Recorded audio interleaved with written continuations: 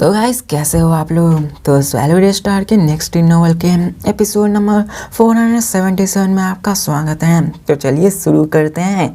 तो जैसा कि हमने पिछले एपिसोड में देख लिया कि लू फेंग सबसे फाइट कर रहा होता है और यहाँ पे ह्यूजेस क्रिएटर के वो बदला को लेने की कोशिश कर रहा होता है। साथ ही साथ में लू फेंग ने एक यूनिवर्स सुप्रीम मास्टर तक को मार दिया होता है और उसको लूट भी लिया होता है। इसके बाद दिखाया जाता है कि वो लोग वापस प्राइमर के उस सिटी लीडर के पैलेस में आ जाते हैं और हमें लू फेंग को दिखाया जाता है जो कि अपने कल्टीवेशन को बढ़ाने के बारे में सोच रहा था, क्योंकि अभी उसको और भी पावरफुल था।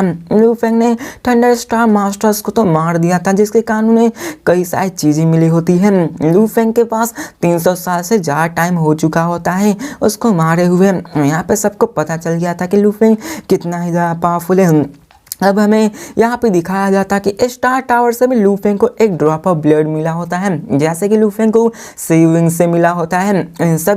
उन सभी ब्लड्स के कारण लू फेंग अपनी क्रिएशन टेक्निक को बढ़ाना सीख रहा था, ताकि वो अपने आप के जो जीन्स लेवल है उन सबको 90,000 तक ले जा सके, ताकि वो एक ट्रू गॉड बन सके। अब लू फेंग आ जाता है प्राइमर यूनिवर्स में, यहाँ पे स्टार टावर की तो सीक्रेट सबको पता ही चल चुकी थी और बताया जाता है कि 300 इराज यहाँ पे पास हो चुके थे। तो लू फेंग ने अभी 80,000 तक एक्सपेरिमेंट कर लिए होते हैं अपने जेंस लेवल को आगे बढ़ाने के लिए। अब दिखाया जाता है लू फेंग कहता है कि मेरे पास अभी वहाँ पे उस ग्रेट थंडर स्टार मास्टर को मारने के बाद मेरे पास एक आर्मर आई है जो कि एक सुप्रीम टूट वजह से है, और जबकि डार्कनेस मास्टर पेंगोंग मास्टर के पास ऑलरेडी एक सुप्रीम टूट वजह से है। तो यहाँ पे लू फेंग डिसाइड करता कि वो अपने टीचर को देगा, क्योंकि टीचर भी असल में यूनिवर्स सुप्रीम मास्टर में ब्रेक थ्रू कर दिए थे। इस कारण तो लू फेंग को गिफ्ट देना तो बनता ही है।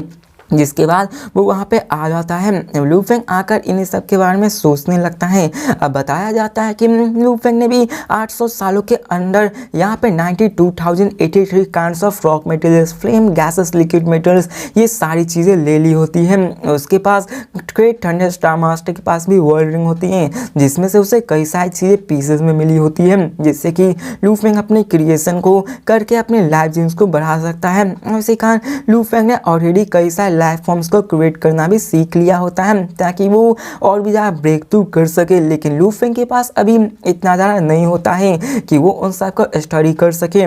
लू फेंग अपने टीचर से मिलता है, उसे कॉन्ग्रेचुलेसन कहता है। तो ब्राह्मण के सिटी लीडर कहते हैं तुम्हारे जितना तो मैं इम्प्रेसिव नहीं हूँ, मैं तो यहाँ पे सिर्फ एक यूनिवर्स सुप्रीम मास्टर बना हूँ, और तुमने तो ऑलरेडी एक को मार भी दिया है एक यूनिवर्स सुप्रीम मास्टर, वो भी यूनिवर्स ओशन में, और कुछ ही लोग ऐसा होते हैं जो ऐसा कर पाते। तो लू फेंग कहते हैं ये तो बस लक ही है। तो वो कहते हैं कि ये लक नहीं है, क्योंकि तुमने कहा था 30%, लेकिन तुमने तो उसको पूरी तरह से ही मार दिया। लेकिन हमें लू फेंग को दिखाया जाता है जो कि उसी ग्रेट थंडर गॉर्ली आर्मर को निकालता है, ताकि वो अपने टीचर को दे सके। तो ये देख प्राइमर केओस कहते हैं कि मुझे यहाँ पे सुप्रीम टू 12 की ज़रूरत नहीं है, तुम्हें अपने के लिए ज़रूरत हो, क्योंकि तुम यहाँ पे जाने वाले हो, मुझे तो बस पैलेस में रखकर यहाँ पे सुरक्षा करनी है, तुम एडवेंचर करते हो। यहाँ पे लू फेंग समझाने की कोशिश करता है, लेकिन यहाँ पे वो कहते हैं कि तुम ही रखो, और यहाँ पे ऐसे ही थोड़ा सा मसला होता है तो इसको स्किप करता हूँ, क्योंकि फाइनली तो वो लू फेंग को ही देने वाले थे। और लू फेंग समझ जाता है, वो कहता है कि अगर ऐसा है तो ठीक है, यहाँ पे मैं आपको दूसरा देता हूँ, और वो उसे two 12 great thunder star master के मरे पे यूनिवर्सल इंपीरियल कोन देता है, जिससे कि उसने लू फेंग पे अटैक भी किया होता है, और ये बहुत ही पावरफुल था, जिसमें 36 ट्रायंगुलर कोन्स होता है। तो ये देख प्राइमर क्यूरियोसिटी खुश हो जाते हैं और उसे रख लेते हैं, क्योंकि यहाँ पे लू फेंग को तो वो हर एक चीज़ में मना तो नहीं कर सकते हैं। अब यहाँ पे प्राइमर क्यूरियोसिटी कहते हैं कि यहाँ पे चलो तुम बोलो, तुम यहाँ पे मुझसे कोई फेवर मांग रहे थे। तो लू फेंग कहता है कि मेरी रिमोट ओशन पावर्स की क्रिएशन है, मुझे अभी बिलियंस ऑफ क्रिएचर ऑब्जेक्ट की ज़रूरत होगी जो कि ओरिजिनल यूनिवर्स अलाइव होना चाहिए और लाइफलेस होनी चाहिए, ये सभी है वो मुझे चाहिए, ताकि मैं अपने आप को पावरफुल बना सकूँ। यहाँ पे लू फेंग प्राइमर क्यूरियोसिटी से रिक्वेस्ट कर रहा था, ताकि उसे लिविंग बीइंग्स के इन सारी चीज़ों के मिल सके, उन सब को बॉडी, ताकि वो उन सब पे अपने क्रिएशन टेक्निक को यहाँ पे परफॉर्म कर सके। वीकेस्ट सेक्टर लॉर्ड भी हो सकता है, स्ट्रॉन्गेस्ट तो कितना भी सुप्रीम मास्टर भी मिल जाता है, तो लू फेंग के लिए और भी अच्छा है। लूफिंग कहता है ज़्यादा मच कैप्चर करिएगा, बस थोड़ा सा ही, मैं बस उसको स्टडी करना चाहता हूँ, मैं उनको हर्ट नहीं करना चाहता। तो टीचर इसके लिए मान लेते हैं और यहाँ पे वो कहते हैं ठीक है। अब लूफिंग का यहाँ प्लान था कि यहाँ पे वो जाएगा पेंजिंग मास्टर को मारने के लिए, वो यूनिवर्स ओशन की तरफ निकल जाता है। और अब फिर हमें दिखाया जाता है कि लूफिंग को यहाँ पे टाइटल पिक सेक्टर में भी आने हुए बहुत ही लंबा हो चुका था। यहाँ पे हमें एक ह्यूमन शेप ऑब्जेक्ट को दिखाया जाता है जो कि मिनिएचर यूनिवर्स की तरफ बढ़ रहा होता है। हमें सीन सेंस का टाइटल पिक सेक्टर का सीन दिखाया जाता है। यहाँ पे कुछ बंदे वहाँ पे हो रहे होते हैं, लूफिंग भी वहाँ पे होता है। लूफिंग अपने बोट ऑफ म्यूजियम में बैठा हुआ होता है। अब लूफिंग अपने वर्चुअल यूनिवर्स में बात कर रहा होता है किसी और से ही, जहाँ पे उसे पेंजिंग मास्टर के बारे में पता चलता है कि असल में वो आइस फ्लावर रॉक वर्ल्ड में मौजूद है और उसे 11 साल पहला देखा गया था। और लूफिंग को अभी 200 साल से ज़्यादा हो चुके होते हैं यहाँ पे घूमते हुए, लेकिन फिर भी लूफिंग ने उसे ढूंढ नहीं पाया होता है और वो सोचने लगता है कि आखिरकार हम। लूफिंग कहता है मुझे पॉइंट मत करना क्योंकि यहाँ पर मुझे तुमसे विंग्स चाहिए होंगे। यहाँ पर तो लूफिंग सिर्फ विंग्स के लिए आया होता है। यहाँ पे वो कई बार फेल भी हो चुका होता है, लेकिन वो ऐसे ही आगे बढ़ता रहता है कि कहीं ना कहीं उसे मिल ही जाएगा। और फिर हमें दिखाया जाता है कि फ्लेम रॉक वर्ल्ड के इनर एरिया में लूफिंग फ्लाई करता हुआ जा रहा होता है, लेकिन तभी दिखाया जाता है कि लूफिंग के विंग्स में यहाँ पे कुछ सेंस होने लगती है, जिसको देखकर उसे लगता है कि आखिर क्या है। लेकिन यहाँ पर अभी भी दिखाया जाता है कि वो सेंस से वो बहुत ही कम होती है, उसे पता ही नहीं चल रहा होता है कि आखिर वो किस तरफ से जा रही होती है, किस तरफ से आ रही होती है। यहाँ पे लूफिंग कंफ्यूज हो चुका होता है। यहाँ पे हमें दिखाया जाता है कि लूफिंग उसी से डिरेक्शन करना शुरू करता है, लेकिन उसे पता ही नहीं चल रहा था कि आखिर वो है कहाँ। क्या वो यहाँ पे हंड्रेड्स ऑफ लाइट ईयर्स या थाउजेंड्स ऑफ लाइट ईयर्स से यहाँ दूर है, वो समझ ही में नहीं आ रहा था। लेकिन लूफिंग अपनी विंग्स को निकालता, उसे समन करता है ताकि वो उसके लोकेशन के बारे में पता लगा सके। लूफिंग को थोड़ा सा अंदाजा हो गया होता है कि वो किस तरफ है, उसी तरफ लूफिंग जाने लगता है। अब लूफिंग उसी की तरफ आगे बढ़ रहा होता है और हमें यहाँ पे दिखाया जाता है पेंजिंग मास्टर को भी, जो कि वही होता है जिसके पास वही विंग्स मौजूद होती है। उसे भी हैरानी होती है कि उसकी भी विंग्स यहाँ पे हलचल कर रही हैं, जिसको जानकर वो भी एक्साइटेड हो जाता है कि उसे कोई ना कोई समन कर रहा है। और वो कहता है कि मैं होली यूनिवर्स में 18 एरा से था और मैं यहाँ पे आया हूँ, क्या मेरा लक इतना ही है। और यहाँ पे वो कहता है जब तक मैं यहाँ पे यूनिवर्स सुप्रीम मास्टर से नहीं मिलता, यहाँ पर मैं सेफ हूँ, यहाँ पर मुझे कोई भी हर्ट नहीं कर सकता। जिसके बाद वो आगे जाने लगता है और असल में लूफिंग और पेंजिंग दोनों एक दूसरे की तरफ आ रहे होते हैं। अब दोनों को समझ में आ रहा था कि यहाँ पर कोई ना कोई उसकी तरफ आ रहा है, क्योंकि वो दोनों भी एक्सेलरेट कर रहे होते हैं। अब दिखाया जाता है 20 साल और पास हो जाते हैं, यहाँ पे दोनों पास आ रहे होते हैं और दोनों की फीलिंग और भी बढ़ती जा रही होती है, क्योंकि यहाँ पे स्ट्रॉन्ग समनिंग हो रही होती है। और यहाँ पे वो ऐसी बातें करने लगता है। पेंजिंग बहुत ज़्यादा खुश होता है कि आखिरकार वो कौन हो सकता है। लूफिंग भी कहते हैं कि यहाँ पे मुझे अपने आप को छुपाना होगा, क्योंकि अगर उस बंदे ने मेरे ट्रू सेल्फ को देख लिया तो वो यहाँ से भाग जाएगा। इसके बाद लूफिंग आगे बढ़ने लगता है। पेंजिंग मास्टर जिसके पास 16 आर्म्स थे, वो भी अपने विंग्स को खोलकर आगे बढ़ने लगता है। यहाँ पे दिखाया जाता है पेंजिंग मास्टर जो कि लूफिंग के पास आ चुका होता है और कहता है कि यहाँ से भागने का कोई रास्ता नहीं है। और उसे लग रहा था कि सामने वाला बंदा कमज़ोर है, लेकिन वो यहाँ पर कुछ तो कर ही नहीं सकता, वो उस पर अटैक करता है। लेकिन हमें दिखाया जाता है लूफिंग को, जो कि कहता है पेंजिंग मास्टर, जिसको देखकर वो पीछे मुड़ता है तो पीछे कोई और नहीं लूफिंग खड़ा होता है, जिसको देखकर वो पूरी तरह से हैरान हो जाता है और कहता नहीं। अब यहाँ पे वो जान चुका था कि यहाँ पे उसके भागने का कोई भी रास्ता नहीं है, क्योंकि वो जान चुका था कि लूफिंग कितना स्ट्रांग है। तो लूफिंग कहता है तुम भाग क्यों रहे हो, हमने तो यहाँ पे बात तक नहीं की है, इतनी जल्दीबाजी भी क्या है। और यहाँ पे वो भागने लगता है तो लूफिंग अपने स्टार टावर को स्ट्रेच करके वहाँ पे उसको किडनैप करने लगता है, उसको पकड़ने लगता है, उस पर सप्रेशन करने लगता है और वो उसको पुल करने लगता है। पेंजिंग मास्टर यहाँ पे इतना था कि वो उससे मूव भी नहीं कर पाता और कहता है कि आखिर क्यों नहीं, मुझे चांस क्यों नहीं दिया जा रहा, चलो मुझे सर्वाइवर का चांस दो।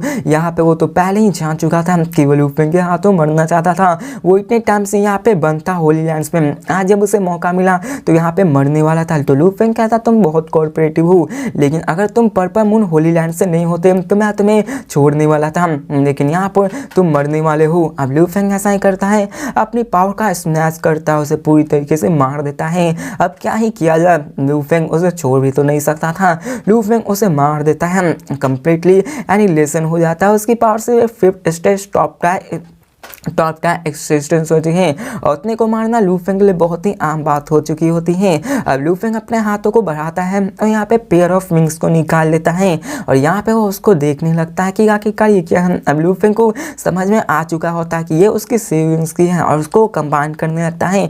अब यहाँ पे मैं पर्पल मून होली लैंड का सीन दिखाया जाता है जहाँ पे उन्हें भी पता चल जाता है कि उनके जो पेंजिंग मास्टर हैं वो मारे जा चुके हैं और वो बहुत ज़्यादा गुस्सा कर रहे होते हैं कि आखिर ये कैसे हो सकते हैं। और चेस्टर को भी इस चीज़ के बारे में पता चल जाता है कि वो लू फेंग के द्वारा अटैक किए गए हैं और यहाँ पे वो मारे जा चुके हैं। अब यहाँ पे पेंजिंग मास्टर असल में टाइटल पीक सेक्टर रीजन में था और यहाँ पे आखिर वो लू फेंग के हाथों कैसे बढ़ सकता है। यहाँ पे उन सबको लू फेंग की भी इंफॉर्मेशन मिल जाती है कि वो टाइटल पीक सेक्टर में आ चुका है, जिसके कारण वो सब यहाँ तैयार हो चुके थे लू फेंग पे अटैक करने के लिए।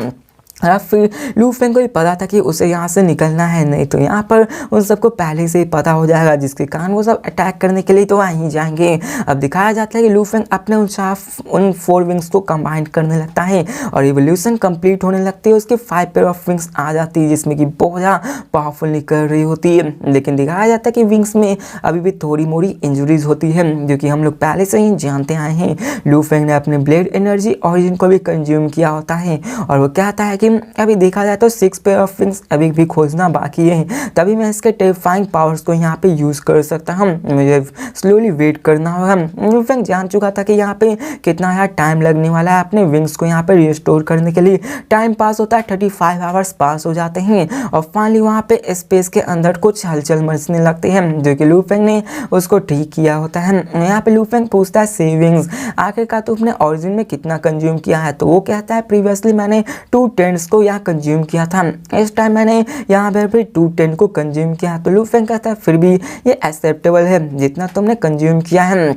अब लू फेंग इन सब का आदी हो चुका होता है कि यहाँ पर उसे क्या करना चाहिए। अब वो आगे बढ़ने लगता है और अपने विंग्स के गॉली पावर को यूज़ करने लगता है। अब सी विंग्स को दिखाया जाता है जो कि आगे बढ़ता है और लू फेंग को घेर लेता है और असल में बताया जाता है कि जो पावर लू फेंग को सी विंग्स से मिली होती है वो असल में एक बैटल आर्मर होता है जो कि आपके ऊपर आर्मर की तरह बन जाएगी, जो कि बहुत ज़्यादा पावरफुल था। बताया जाता है कि यहाँ पे पेंजिंग मास्टर यान जो रॉडर ह्यूज एक क्रिएटर के एक्स भी आर्मर फॉर्म कर सकती है, लेकिन लू फेंग ने कभी भी एक्सपेक्ट नहीं किया होता है। ये बहुत ही पावरफुल था और वो भी सी विंग्स का था मास्टर ये सब्सिडियरी है जो कि सी विंग्स में है। ये एक सुप्रीम टू ट्विस्ट आर्मर की कैटेगरी में आता है। तो ये सुनकर लू फेंग भी हैरान हो जाता है, जहाँ पे वो आगे और भी बताने लगता है। अब लू फेंग भी यहाँ बढ़ता है कि यहाँ पर लू फेंग ने 1st 2nd और 6th पेयर कर तो पा लिया था, जहाँ पे उसने 3rd 4th को पेंजिंग मास्टर से यहाँ पे पा लिया होता, जिसके कारण लू फेंग उसके बहुत सारी पावर को भी यूज कर सकता था। लेकिन यहाँ पर कई सारे पावर्स का भी गैप होता है, जहाँ पे लू फेंग जब तक इन सब को पूरी तरह से कंप्लीट न कर लेना इन सबको पा सकता है। वैसे ही वहाँ पे उनमें बात होने लगती है। लू फेंग एक्सप्लेन करता है कि यहाँ पे मैंने attack type supreme type two ट्वेजस आर्मर्स को भी देखा है। मशीन वैल्यूबल्स बहुत ही वैल्यूबल्स होते हैं, लेकिन क्या वो सच में आर्मर में एक्सटेंड हो सकते हैं, मैंने कभी भी ऐसा नहीं सोचा है। अब यहाँ पे सी विंग्स की स्पीड उसे बताने लगती है कि अटैक जो कि कंप्लीटली होता है जो कि नॉर्मल हो गया वो कंप्लीटली न्यूट्रलाइज हो जाएंगे। यहाँ पे अटैक 1/1 मिलियन के अटैक को यहाँ पे वीकन किया जा सकता है। एटलीस्ट यहाँ पे यूनिवर्स सुप्रीम मास्टर भी इस लिमिट तक नहीं आ सकता है। ये जानकर लू फेंग हैरान हो जाता है क्योंकि यहाँ पे क्रेजी डेमन एक्सट्रीमिशन गॉली आर्मर भी 1/1 लाख को ही कर सकती थी और यहाँ पे जो सी विंग्स है वो 1/1 मिलियन तक कर सकती है, जो कि उससे 10 गुना ज़्यादा होता है। तो ये बहुत ही ज़्यादा पावरफुल था और ये और भी ज़्यादा हो जाता है। अब जैसे जैसे पावरफुल बनना होगा इसकी पोटेंशियल भी घटती जाएगी, लेकिन लू फेंग शॉक हो जाता है कि इतना ज़्यादा रेजिस्ट कर सकता है। लू फेंग इसे कम्प्लीटली समझ गया होता है कि अगर यहाँ पे किसी से फाइट करना होगा तो उसे जल्दी से बैटल को ख़त्म करना होगा। और यहाँ पे देखा जाए तो लू फेंग जान चुका था अपनी वीकनेस के बारे में कि जितना ज़्यादा वो बैटल को ड्रैग करेगा उतना ज़्यादा उसके लिए और भी होगा। यहाँ पे मैं बताया जाता है विंग्स के लेवल्स ऑफ इंग्रेविंग्स के बारे में कि फर्स्ट पेयर में यहाँ पे लेवल ऑफ इंग्रेविंग्स होते हैं, सेकंड पेयर में सेकंड लेवल ऑफ इंग्रेविंग्स, फोर्थ में फोर्थ लेवल। इन सब के लेवल्स के अंदर यहाँ पे लेवल्स ऑफ इंग्रेविंग्स मौजूद होते हैं। फर्स्ट लेवल में स्पेशल टाइम केओस को कंट्रोल किया जा सकता है, सेकंड में गोल्डन कंट्री को, थर्ड यहाँ पे लू फेंग कहता है थर्ड तो बियॉन्ड कॉम्प्लिकेटेड है, मैं इसको सीख नहीं पाया हूँ, ये तो स्टार टावर के 5th लेवल से भी ज़्यादा कॉम्प्लिकेटेड है। तो यहाँ पे ऐसे ही बात होने लगता है। अब लू फेंग ने स्टार टावर के 3rd लेवल तक को कंप्लीट कर लिया होता है, लेकिन सेविंग्स के यहाँ पर उसे नहीं हो हो रहा था, लेकिन लू फेंग तो इतनी आसानी से गिव अप करने वाला नहीं था। टाइम पास होने लगता है, 300 साल और बीत जाते हैं और 300 साल इक्विवेलेंट होते हैं 300 years in space of time training. लू फेंग स्पेस में रहकर उन सबको ट्रेन करने लगता है, लेकिन फिर भी लू फेंग उस सी विंग्स के थर्ड लेवल इंग्रेविंग्स को नहीं समझ पा रहा होता है और कहता है कि मैं यहाँ पे सिर्फ यूनिवर्स मास्टर हूँ, मैंने अभी तक टॉप टायर लेवल 7 और लेवल 8 तक को बना लिया होता है, लेकिन अभी भी देखा जाए तो यहाँ पे मैं इसको नहीं सीख पा रहा हूँ। लू फेंग सोचने लगता है कि आखिर मुझे क्या करना चाहिए, उसे कैसे भी करके अपने विंग्स के पेयर्स को खोजना होगा और वो कहता है कि आगे चल के मैं इसको खोज लूंगा और ये जरूर किसी के मिनिएचर यूनिवर्स में छिपा रह सकता है, लेकिन मुझे ये देखना होगा कि आखिरकार यहाँ पे ये लास्ट पेयर्स क्या हैं और वो इन्हीं सब के खोजने में लग चुका होता है। और फिर दिखाया जाता है कि लू फेंग सारे मिनिएचर यूनिवर्स को सर्च करने लगता है। 18 मिनिएचर यूनिवर्स को उसने सर्च कर लिया होता है, लेकिन फिर भी लू फेंग को वहाँ पे नहीं मिला होता है। लू फेंग ऐसे ही आगे बढ़ता है ताकि वो सब जगह यहाँ पे देख सके। अब प्रामा केओस सिटी रीजन का हमें सीन दिखाया जाता है जहाँ पे लू फेंग अपने टीचर से मिलने के लिए गया होता है। लू फेंग कहा, टीचर आपने मुझे रिजेक्ट कर दिया था क्योंकि मेरे पास एक सुप्रीम 2 आर्मर नहीं है, तो चलिए मैं आपको फिर से एक गिफ्ट देता हूँ। तो ये सुनकर प्रामा केओस सिटी हो जाते हैं। तो लू फेंग कहता है कि मैंने एक और सुप्रीम 2 आर्मर मिला है जो कि बहुत ही पावरफुल है। तो ये सुनकर वो भी हैरान हो जाते हैं कि आखिर तुम्हें कहाँ से मिले, क्योंकि लू फेंग जा रहा है और ट्रूजर्स को लेकर आ रहा है। तो लू फेंग कहता है यहाँ पूछने की कोई ज़रूरत नहीं है, मेरे पास आर्मर है और यहाँ पे आपको ज़रूरत है। तो वो भी कहते हैं ठीक है, यहाँ पे मैं इसके लिए रेडी हूँगा। तो लू फेंग को ये दिखाया जाता है जो कि यहाँ पे अपने आर्मर को निकालता है, लेकिन उससे पहले कहता है टीचर मेरे पास यहाँ पे कुछ ऐसा है जिसके लिए मुझे यहाँ डील करने जाना है। तो प्रामा केओस सिटी भी कहते हैं कि ठीक है और यहाँ पे वो लू फेंग उसे आर्मर दे देता है जिसके अंदर से एंशिएंट पावर निकल रही होती है, जिसको देखकर वो भी हैरान हो चुके थे और भी कहते हैं कि ये हमारा डिस्पर ये भी टीचर ओरिजिन के जैसा है जो कि हमारे पूरे के पूरे रेस को आगे ले जाएगा। ये तो टीचर ओरिजिन से भी ज़्यादा पावरफुल है और ग्लोरियस है। भी हमें लू फेंग को दिखाया जाता है जो कि यहाँ पे 21st मिनिएचर यूनिवर्स को सर्च करने लगता है ताकि वो लास्ट पेयर ऑफ विंग्स को खोज पाए, ताकि वो यहाँ पे अपने विंग्स को और भी पावरफुल कर सके। अब टाइम पास होने लगता है, 2 साल और बीत चुके हो। तो लू फेंग मिनिएचर यूनिवर्स को सर्च करने लगता है, लेकिन तभी लू Feng purple moon Holi land में आ जाता है क्योंकि लू फेंग ने अभी उसको सर्च नहीं किया होता और कहता है चलो मैं इसको सर्च करता हूँ। अब जितने भी यूनिवर्स मिनिएचर थे उसके 100 मिलियन लाइट ईयर्स के ही होते हैं, लेकिन पर्पल मून होली लैंड के डायमीटर 2.1 बिलियन लाइट से होते हैं जो कि बहुत ही बड़ा होता है। जैसे लू Feng purple moon Holi land की तरफ आता है उससे तभी एहसास होता है कि यहाँ पर असल में वो wings purple moon Holi land में है, क्योंकि लू फेंग को समनिंग का एहसास हुआ और यहाँ पे कहता कि आखिर ऐसा क्यों है कि पर्पल मून होली लैंड के अंदर ये चीज़ मौजूद है, मैं यहाँ पर तो उसको ले भी नहीं सकता हूँ, आखिर क्यों। लू फेंग गुस्सा था क्योंकि वो अंदर जा नहीं सकता था। लू फेंग ने पहले पेंजिंग मास्टर को मारकर उसके 2 पेयर्स ऑफ विंग्स को ले लिया होता है, लेकिन आखिरकार यहाँ पे एक और विंग्स कैसे हो सकता है। लू फेंग सोचने लगता है कि आखिर क्या करना चाहिए, क्योंकि लू फेंग अभी ट्रबल में है। लू फेंग अभी इतना पावरफुल नहीं है कि वो पर्पल मून होली लैंड से टक्कर ले सके। पर्पल मून होली लैंड का जो मास्टर है वो बहुत ज़्यादा पावरफुल है, बहुत ज़्यादा। लू फेंग के भी पावर नहीं है कि वो उससे जाकर सीधा सीधा टक्कर मार सके। लू फेंग यहाँ पे यूनिवर्स बोट में बैठ कर वहाँ पे आगे जाने लगता है और सोचने लगता है। वो अपने टीचर को भी बताता है प्रामा केओस सिटी में कि ऐसी ऐसी बात है, वहाँ पे लास्ट ऑफ पेयर्स हैं। तो यहाँ पे वो भी कहते हैं कि मैं भी नहीं जानता हूँ कि आखिर क्या किया जाए, और वो उन्हीं समय प्लान करने लगते हैं कि वो क्या किया जाए। अब यहाँ पे लू फेंग कहता है होंगे लैंड से आप मदद कीजिए ताकि आप उस विंग्स को ले सकें, और उन सबको शायद उसके वैल्यू के बारे में नहीं पता होगा जिसके कारण हम उस विंग्स को ले सकते हैं। और यहाँ पे ऐसा ही करने वाला था क्योंकि अगर लू फेंग वहाँ पे जाता तो उसको वो कभी भी नहीं देने वाले होते और उन्हें उनकी असली औकात के बारे में पता चल जाती कि वो विंग्स कितना ज़्यादा पावरफुल है।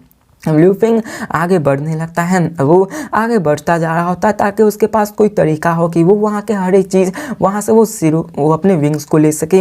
अब लू फेंग आगे बढ़ने लगता है, लेकिन तभी वो एक कंटिनेंट के बीच में आ जाता है। तभी देखता है कि वहाँ पे 10 विंग्स स्प्रेड होने लगे होते हैं, जहाँ पे लू फेंग के एक्सप्रेशन भी सरप्राइज वाले होते हैं क्योंकि वो चारों तब देख पा रहा होता है कि वहाँ पर कुछ और ही चीज़ थी। वहाँ पे एक पिक्चर स्क्रॉल्स मौजूद थी जो कि 5 स्नेक्स से कवर अप थी। उसमें से लू फेंग को कुछ ऐसी रिपल्स थी जो कि फैमिलियर तो नहीं थी, लेकिन वो लू फेंग को यहाँ पे पास बुला रही होती है।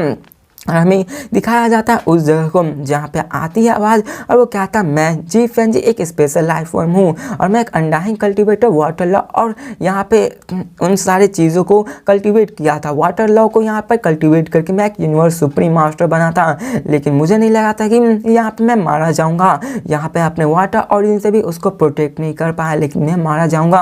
और वो सारी चीज़ें बताने लगता है कि वाटर लॉ और फायर लॉ ये बड़ी ही आसान चीज़ें लगती हैं, लेकिन उन दोनों को साथ में कॉम्प्रिहेंड करना बहुत ही यहाँ मुश्किल होती है। और वो अपने एक्सपीरियंस के बारे में बताने लगता है कि मेरी पावर कितनी थी, मैंने कितने ज़्यादा को पावर को हासिल किया। मैं यहाँ पे कॉम्बैट पावर को 10 टायर तक पहुँच गया था, लेकिन मुझे फिर भी इतना पावर नहीं था कि मैं ब्रेक थ्रू को हासिल कर सकूँ। मैं लंबे टाइम तक अपने 3 इनकारनेशन एरा में जीता रहा, टाइम पास हुआ और इस कारण मैं अपनी लेगेसी को भी यहाँ पे आगे बढ़ाना चाहता हूँ। और असल में समझ लो तो ये भी एक इनहेरिटेंस का रास्ता होने वाला है, जहाँ पे असल में लू फेंग को गलती से इनहेरिटेंस मिल चुकी होती है वाटर एंड फायर लॉ की, जहाँ पे उसे उस इनहेरिटेंस के बारे में पता चल रहा होता है, अपनी सारी चीज़ों के बारे में बता रहा होता है। लू फेंग भी ये जानकर हैरान हो जाता है और कहता है ये जरूर यहाँ पे एक बहुत ही अनपैरेलल डेमन और टैलेंट जीनियस बंदा होगा, जिसकी पावर टीचर ऑरिजिन की जितनी हो सकती है। इसी कारण तो इसने अपने legacy water and fire origin को रखा है। ऑफ कोर्स देखा जाए तो जी फैन जी टीचर ऑरिजिन के टैलेंट को नहीं मैच कर सकता, क्योंकि टीचर ऑरिजिन भी 10 टायर लेवल्स को भी अचीव कर दिए थे, लेकिन उन्होंने सिर्फ यहाँ पे एक ही एरा के अंदर कंप्लीट किया था, जबकि जी फैन जी यहाँ पे टोटल 3 इनकारनेशन को सर्वाइव करके इतनी पावर को हासिल कर पाया था। अब लू फेंग सोचने लगता है कि आखिर के वाटर फायर ऑरिजिन क्या है, ऑरिजिन लव ऑफ लाइफ क्या है। इन सब चीज़ के बारे में लू फेंग को नहीं पता था। लू फेंग अपने अर्थ पे जानता था कि gold water wood fire earth ये सभी फंडामेंटल लॉज होते हैं, जैसा कि 5 होते हैं, आप लोग जानते ही हो। और यहाँ पे लू फेंग समझने लगता है और कहता है कि आखिर कैसे हो सकता है कि ऐसा पीरियडलेस जीनियस यहाँ पे मार जा सकता है, ये बहुत ही डिफिकल्टी है। अब दिखाया जाता है कि लू फेंग अपने स्टार टावर को भी निकाल लेता है ताकि वो उसको अपने अंदर रख सके। लू फेंग अपने उसी से प्रोटेक्शन करने लगता है और उसको अपना मास्टर बनाने लगता है ताकि वो वहाँ के हर एक इनहेरिटेंस को ले सके, इसमें से उन सारी चीज़ों को वो लेकर अपने आप को पावरफुल बना सके। अब दिखाया जाता है लू फेंग के वहाँ वेल्थ को देखने लगता है, जिसको देखकर वो हैरान हो जाता है क्योंकि वहाँ पे बहुत ही पावरफुल चीज़ें मौजूद होती हैं। वहाँ पे दिखाया जाता है कि ordinary top tier true treasures, senior tyre true treasures, ordinary tyre true treasures बहुत ही कम होते हैं, लेकिन वहाँ पे सभी थे। वो इतने ज़्यादा थे कि ह्यूमंस भी उतने ज़्यादा को अफोर्ड नहीं कर सकते थे पहले। और लू फेंग पूरी तरह से हैरान हो चुका था कि आखिर ये कितना पावरफुल है। और वो कहता है कि ये बहुत है, मैं इन सब से यूज़ करके अपने सेविंग्स के फाइनल इंजरी को जरूर यहाँ पे रिपेयर कर सकता हूँ। लू फेंग जानता था, लेकिन लू फेंग ये भी जानता था कि वाटर फायर ऑरिजिन की जो नॉलेज है वो बहुत ही मिस्टीरियस है, उसे सीखना होगा, क्योंकि यहाँ पे जितनी ज़्यादा नॉलेज को एक्वायर करेगा उतना ज़्यादा उसके चांसेस है कि वो यूनिवर्स के पीक पे जा सकता है। लू फेंग उसको पूरी तरह से पढ़ने लगता है उस इनहेरिटेंस को, और इस टाइम में लू फेंग को यहाँ पे आधा महीना गुजर चुका होता है, जिसको देखकर वो कहता है कि यहाँ पर तो वो अपने लास्ट स्टेप पे अटक गया होता, नहीं तो वो ब्रेक थ्रू जरूर कर लेता और ये ट्रांसेट इनकारनेशन में जरूर आ जाता। और यहाँ पे वो कहता है जी फैन जी ने अपने से most basic water and fire origin को ही कंप्रीहेंड किया था, उसने पूरी तरह से उसको कंप्रीहेंड नहीं किया था, लेकिन फिर भी उसने अपने पावर को इतना बढ़ा लिया था।